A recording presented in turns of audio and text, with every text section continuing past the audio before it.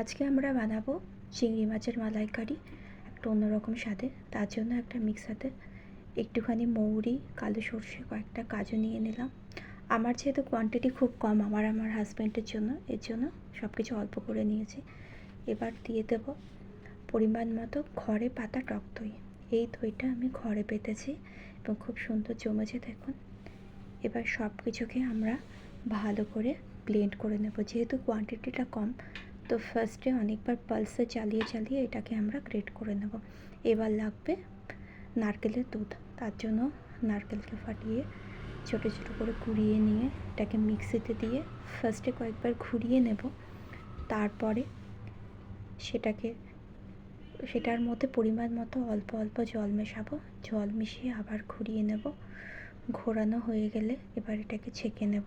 ছেঁকে নিয়ে নারকেলের দুধটাকে বার করে নেব। ছেঁকার জন্য আমরা এখানে একটা ছাঁকনি ইউজ করেছি। ছাঁকনির মধ্যে আস্তে আস্তে ঢেলে চামচ দিয়ে চেপে চেপে দুধটাকে বার করে নেব। এই যে এতটা পরিমাণে দুধটা খুব গাঢ়ও না, খুব পাতলাও না, আপনাদের এইভাবে নিতে হবে। এবার আমরা আর একটা মশলা বানিয়ে নেব। তার জন্য আবার মিক্সি নিয়ে নিয়েছি। এবার মিক্সির মধ্যে একে একে অ্যাড করব। ফার্স্টেই দিয়ে দিচ্ছি কয়েক কুচি রসুন, অল্প কয়েকটা রসুনের কোয়া, অল্প একটু আদার টুকরো। এবার কয়েকটা কাঁচা বা পাকা লঙ্কা দিয়ে দেব। এবার দেব পেঁয়াজ কুচো। পেঁয়াজটাকে বড় বড় টুকরো করে এর মধ্যে দিয়েছি। এবার এটারও একটা ফাইন পেস্ট বানিয়ে নেব আমরা। চলুন পেস্টটাকে বানিয়ে নিই।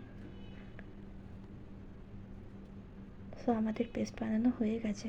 এবার চিংড়ি মাছগুলো দোকান থেকেই ছাড়ানো, মিডিলে গলদা চিংড়ি পাইনি, পাকটা এনেছি, মিডিলে কাঠি ফোড়ে দিয়েছে। এতে ভাজার টাইমে বা রান্নার টাইমে চিংড়ি মাছগুলো গুটিয়ে যায় না। সো পরিমাণ মতো হলুদ দিয়ে নিচ্ছি মাছের গায়ে, একটু হলুদ আর একটু নুন দেবো। এবার ভালো করে ঘষে ঘষে মাছের গায়ে নুন হলুদটা মাখিয়ে নেব। চাইলে আপনারা মাখিয়ে কিছুক্ষণ ম্যারিনেট করতে পারবেন। তো আমি এখানে ইমিডিয়েটলি ভেজেছি।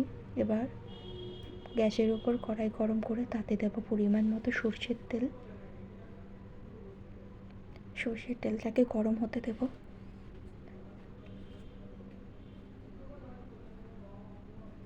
একটু বেশি করেই সর্ষের তেল দিলাম, কারণ এই তেলটাতেই পুরো রান্নাটা করব। তো যখন ধোয়া বেরোচ্ছে মানে ভালো মতো তেলটা গরম হয়ে গেছে, এবার একে একে চিংড়ি মাছগুলোকে দিয়ে এপিট ওপিট করে ভেজে নেব। আমি চিংড়ি মাছগুলো খুব বেশি ভাজবেন না, তাতে চিমড়া হয়ে যায়। আমি 2 পিঠ 30 সেকেন্ড ওই 1-1.5 মিনিট মতো ভেজে নিয়েছি, তার বেশি নয়। তো চিংড়ি মাছ এক পিঠ হয়ে গেলে উল্টে দেব। আসলে এক হাতে ফোন ধরে এক হাত দিয়ে উল্টাই তো একটু অসুবিধা হয়। যাই হোক, একটুখানি আপনারা বুঝবেন আশা করছি।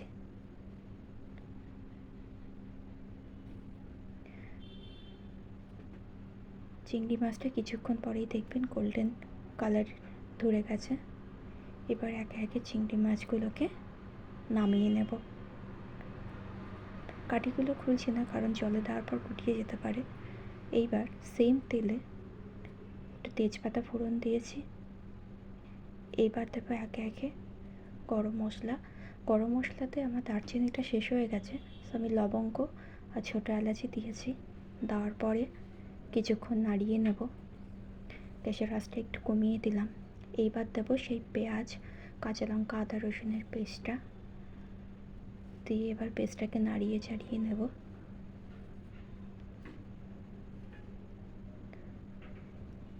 এটা একটু ভাজা ভাজা হয়ে গেলে এবার একটু দিয়েছি কাশ্মীরি লঙ্কার গুঁড়ো, কালারটা সুন্দর আসার জন্য। যেহেতু এতে অলরেডি কাঁচা লঙ্কা দিয়েছি, তো শুকনো লঙ্কা সেরকম অ্যাড করব না, তার জন্য কাশ্মীরি লঙ্কা গুঁড়ো দিয়ে নিলাম। এবার এখানেই দিয়ে দেবো চিনি, একটু নুন অ্যাড করে নিলাম। চিনিটা তেলের মধ্যে দেওয়ার কারণে কালারটা সুন্দর আসে, এই জন্য আমি সাজেস্ট করব যে ভাজার টাইমে তেলের মধ্যে চিনিটা দেবেন। এবার দিয়ে দিলাম পরিমাণ মতো হলুদ গুঁড়ো। এই মশলাটাকে ভালো করে মিক্সড করে নেব। এবার অল্প একটু লাল লঙ্কার গুঁড়ো দিয়েছি, শুকনো লঙ্কার গুঁড়ো। মাথায় রাখতে হবে আমরা অলরেডি লঙ্কা দিয়েছি, তার জন্য খুব অল্প পরিমাণে এখানে শুকনো লঙ্কার গুঁড়োটা আমি অ্যাড করেছি। এবার একটুখানি সামান্য ধনে গুঁড়ো আর একটুখানি সামান্য জিরে গুঁড়ো অ্যাড করে দিলাম। দেওয়ার পর এবার মশলাটাকে ভালো করে নাড়িয়ে চাড়িয়ে মিশিয়ে নেব আর একটু ভাজা ভাজা করে নেব মশলাটাকে। যখন একটু তেল ছেড়ে এসছে এবার অ্যাড করছি সেই বাটা পেস্টটা, কাজু মৌরি সর্ষে পেস্টটা, সেটা অ্যাড করে আবার কিছুক্ষণ নাড়িয়ে নেব। গ্যাসের আঁচটা একটুখানি কমিয়ে দিলাম, ভালো করে নাড়িয়ে কষিয়ে নেব। কষানো খুব দরকার, প্রত্যেকটা রান্নাতে কষানোর ওপরে টেস্টটা ডিপেন্ড করে, তার জন্য আমরা সব কিছু খুব ভালো করে কষিয়ে নেব।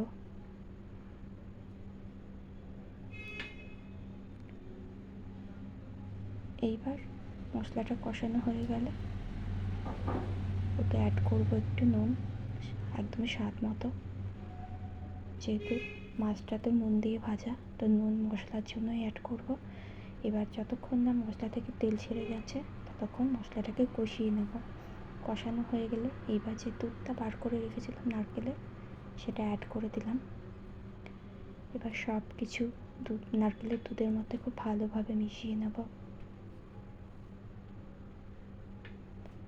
দেখতেই পাচ্ছেন ভালো করে মিশিয়ে নিয়েছি মশলাটা, যাতে কোনো লাম্পস না থাকে। মেশানো হয়ে গেলে এবার কড়াইটাকে ঢাকা দিয়ে দেব, ঢাকা দিয়ে কিছুক্ষণ ফুটতে দেব। এবার কিছুক্ষণ পরে ঢাকা খুলে মাছগুলোকে অ্যাড করব। মাছগুলোকে বেশি ফোটাবো না, তো ঢাকা খুলে মাছগুলোকে অ্যাড করে দিলাম। মাছগুলোকে অ্যাড করার পরে আবার কিছুক্ষণ ঢাকা দিয়ে রাখবো। বিশ্বাস করুন, এইভাবে চিংড়ি মাছের মালাইকারি বানিয়ে দেখবেন, সবাই আপনার নাম করতে বাধ্য। খেতে ভীষণ ভালো হয়, একটু অন্যরকম টেস্ট মৌরির জন্য। মাছগুলোকে ঝোলের মধ্যে দিয়ে দিলাম। এবার আমি ঢাকা দিয়ে দিচ্ছি। মাছ দেওয়ার পর বেশিক্ষণ ফোটাবো না, মিনিট 5 ফুটিয়ে ঢাকা খুলে অল্প একটু ঘি আর একটু গরম মশলা গুঁড়ো অ্যাড করে দেব, তাতে টেস্টটা আরও সুন্দর আসে। এবার সব কিছুকে ভালো করে মিশিয়ে আমরা নামিয়ে নিচ্ছি এবং গরম গরম ভাতের সাথে চিংড়ির মালাইকারি বাঙালির অত্যন্ত পছন্দের একটি খাবার। আমার